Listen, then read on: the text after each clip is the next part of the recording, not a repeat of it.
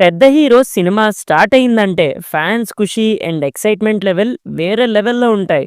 ఇంకా movie updates వస్తున్న కొద్దీ ఇంకా టీజర్, ట్రైలర్ అబ్బో! ఇలా మూవీ మీద ఎక్స్‌పెక్టేషన్స్ తారాస్థాయికి చేరుకుంటాయి. ఇదంతా ఒకవైపు అయితే ఫ్యాన్స్ అండ్ మూవీ లవర్స్ చూసేది one side of the work. కానీ ఇక్కడ ఇంకొక మ్యాటర్ ఏంటంటే ప్రొడ్యూసర్స్ మనీ. యెస్, మూవీ రిలీజ్‌కి ముందు మా హీరో మూవీ బడ్జెట్ 100,00,00,000, 200,00,00,000, 300,00,00,000 అని ప్రౌడ్‌గా fans and movie lovers discuss చేసుకుంటారు. అండ్ వీలుంటే కొట్టుకుంటారు కూడా. ఈవెన్ మూవీ బడ్జెట్ మీదే కాదు, ఈవెన్ మూవీ బిజినెస్ మీద కూడా స్కోప్ ఉంటే డిస్కషన్ స్టార్ట్ చేస్తారు. కానీ మూవీ రిలీజ్ అయ్యాక రిజల్ట్ అటో ఇటో అయితే ప్రొడ్యూసర్ సిట్యుయేషన్ ఏంటి and movie losses A range లో ఉంటాయి అండ్ ఆ మూవీస్ ఏంటి అనేది ఈ రోజు మనం ఈ వీడియోలో డిస్కస్ చేసుకోబోతున్నాం. అండ్ ఈ వీడియోకి ఒక 2K లైక్స్ టార్గెట్ ఇస్తున్నాం. ఆ టార్గెట్ రీచ్ అయితే కనుక ఇంకా పార్ట్ 2లో వేరే హీరోస్ బిగ్ బడ్జెట్ మూవీస్ ని కూడా డిస్కస్ చేసి మీకు చెప్తాం. మరి లేట్ చేయకుండా ఇంకా టాపిక్ లోకి వెళ్ళిపోదామా? హాయ్, హలో, నమస్తే and welcome to news 3 people. First in the list Ram Charan గారి game changer. To be frank, game changer movie మీద చాలా ఎక్స్పెక్టేషన్స్ ఉన్నాయి. అంటే శంకర్ గారికి ప్రీవియస్ గా పెద్ద సక్సెస్ లేకపోయినా రామ్ చరణ్ గారితో దిల్ రాజు గారి ప్రొడక్షన్ లో వస్తున్న మూవీ అని చాలా నమ్మి మూవీ మీద ఎక్స్పెక్టేషన్స్ పెంచుకున్నాం. ఇన్ఫాక్ట్ మూవీ కంప్లీట్ అవ్వడానికి టైం పడుతుందంటే మేబీ అమరశిల్పి జక్కనల శంకర్ గారు మూవీని జాగ్రత్తగా చెక్కుతున్నారేమో అని అనుకున్నా. తీరా మూవీ చూసిన తర్వాత తెలిసింది ఆయన చెక్కింది మూవీని కాదు, ఫస్ట్ దిల్ రాజు గారిని అండ్ తర్వాత ఆడియన్స్ ని అని. ఈ మూవీ నియర్లీ 125 crore గ్రాస్ తెచ్చిపెట్టింది దిల్ రాజు గారికి. అసలు ఈ మూవీ ఇన్ని ఇయర్స్ ఎందుకు తీసారో నాకు ఇంకా అర్థం కాలే. ఒక ఇంటర్వ్యూలో మ్యూజిక్ డైరెక్టర్ తమన్ చెప్పారు, ఈ మూవీ 2022 దసరాకి లేదా 2023 సంక్రాంతికి రిలీజ్ అవుతుందేమో అని. మీరే ఆలోచించండి, ఆల్మోస్ట్ 2023 సంక్రాంతి నుంచి 2025 సంక్రాంతి వరకు ఈ మూవీని లాగారు. అండ్ ఈ మూవీలో అంత టైం తీసుకోవడానికి ఏమైనా హెవీ విఎఫ్ఎక్స్ ఉన్నాయా అంటే అవి లేవు. బట్ ఇక్కడ ఇంకొక ఇంపార్టెంట్ మ్యాటర్ ఏంటంటే మూవీ రిలీజ్ అయ్యి రిపోర్ట్స్ వచ్చాక దిల్ రాజు గారు పని అయిపోయింది అనుకున్నారంతా. కానీ అతని బ్రిలియన్స్ అండ్ మాస్టర్ మైండ్ వల్ల అటు బ్యాకప్ కోసం పెట్టుకున్న సంక్రాంతికి వస్తున్న మూవీ ఆల్మోస్ట్ 120 crore ప్రాఫిట్స్ తెచ్చిపెట్టింది. సంక్రాంతికి వస్తున్నాం రైట్స్ 45 crores కి పోతే ఆ మూవీ ఆల్మోస్ట్ 320 crores కలెక్ట్ చేసిందంటే అర్థం చేసుకోండి. అండ్ ఇంకా గేమ్ చేంజర్ విషయానికి వస్తే ఎక్స్పెక్టేషన్స్ తో వచ్చి మరీ ఫ్లాప్ అయింది ఈ movie and nearly 125 crore loss తెచ్చిపెట్టింది. అండ్ టాలీవుడ్ లోనే one of the biggest flop గా నిలిచిపోయింది. ఇప్పుడు నెక్స్ట్ ఇన్ ద లిస్ట్ మన నెంబర్ 2 ప్రభాస్ ఆదిపురుష్. అసలు మన బాండం మామ అదే ఓం రావత్ కి అంత హెవీ విఎఫ్ఎక్స్ ఎలా హ్యాండిల్ చేయాలో తెలియదన్నప్పుడు ఎందుకంత బడ్జెట్లు పెట్టి మూవీ తీశారు. అండ్ ఇంత హెవీ విఎఫ్ఎక్స్ ఉన్న మూవీలో బెస్ట్ విఎఫ్ఎక్స్ కంపెనీని చూస్ చేసుకోవాలి. కొంచెం డబ్బులు ఎక్కువ పోయినా పర్లేదు. కానీ షాకింగ్ న్యూస్ ఏంటంటే ఆదిపురుష్ మూవీకి ఏ కంపెనీ అయితే వర్క్ చేసిందో ఆ కంపెనీలో ఓం రావత్ కి పార్ట్నర్షిప్ ఉందని అప్పట్లో గట్టిగా న్యూస్ నడిచింది. అండ్ రిలీజ్ చేసిన ఫస్ట్ ట్రైలర్ మూవీ పైన ఉన్న ఎక్స్పెక్టేషన్స్ ని డిక్రీజ్ చేసిన సెకండ్ ట్రైలర్ మాత్రం ఓకే అన్నట్టు అనిపించింది.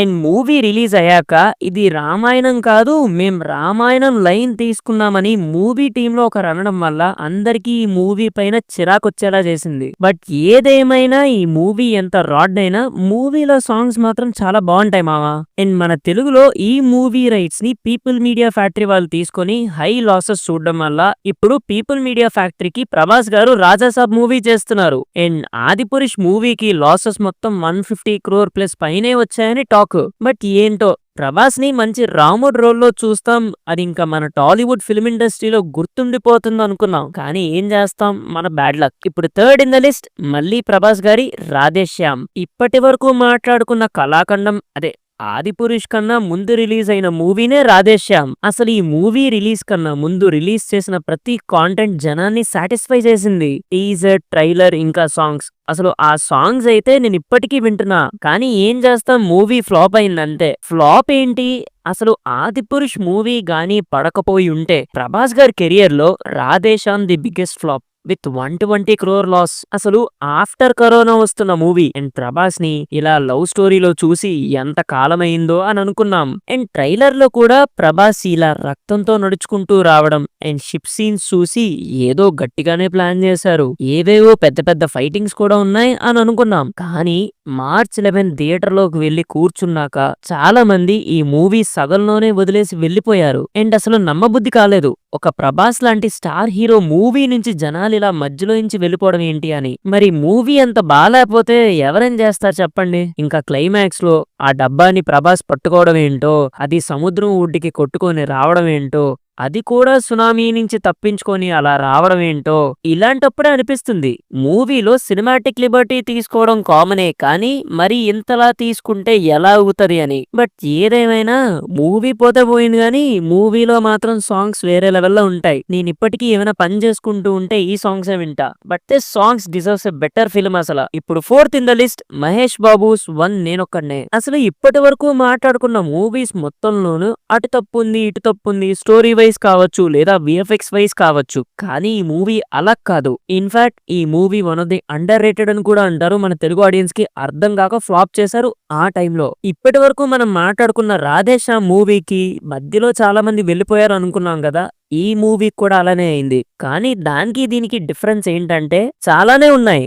డైరెక్షన్ కానీ, స్క్రీన్ ప్లే కానీ, క్లైమాక్స్ కానీ అబ్బబ్బబ్బబ్బబ్బా నెక్స్ట్ లెవెల్. అప్పుడు మనకు అర్థం కాలేదు కానీ సినిమా మాత్రం వేరే లెవెల్ అంతే. ఈ మూవీకి ఆల్మోస్ట్ 30 కోట్ల లాస్ వచ్చింది అప్పట్లోనే. ఒరే, ఇంకా హెవీ లాసెస్ తెచ్చిపెట్టిన మూవీస్ ఉన్నాయి కదా, మరి వాటి గురించి చెప్పకుండా ఓన్లీ వన్ నేనొక్కడే గురించి ఎందుకు చెప్తున్నావు? మామా వాటిని పార్ట్ 2, పార్ట్ 3 లో కవర్ చేస్తాం. ప్రతి మూవీని ఒక సింగిల్ వీడియోలో కవర్ చేయలేం కదా మామా. ప్రతి హీరోని కవర్ చేస్తూ ప్రతి టాపిక్ ని కూడా కవర్ చేయాలని ట్రై చేస్తున్నాం.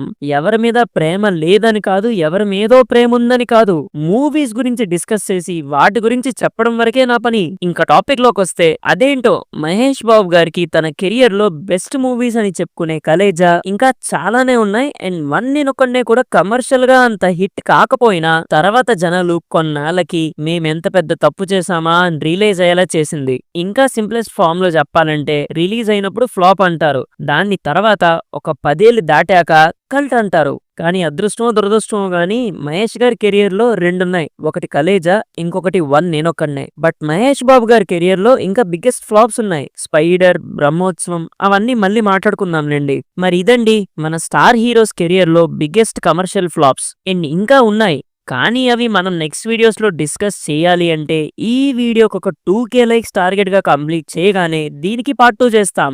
అండ్ అందులో ఇంకొంచెం డీటెయిల్డ్ గా మాట్లాడుకుందాం.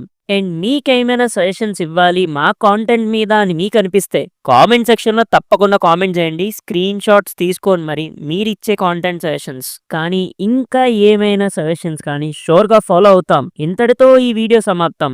మళ్ళీ ఇంకో కొత్త వీడియోతో మళ్ళీ మీ ముందుంటా. Until then take care and bye by.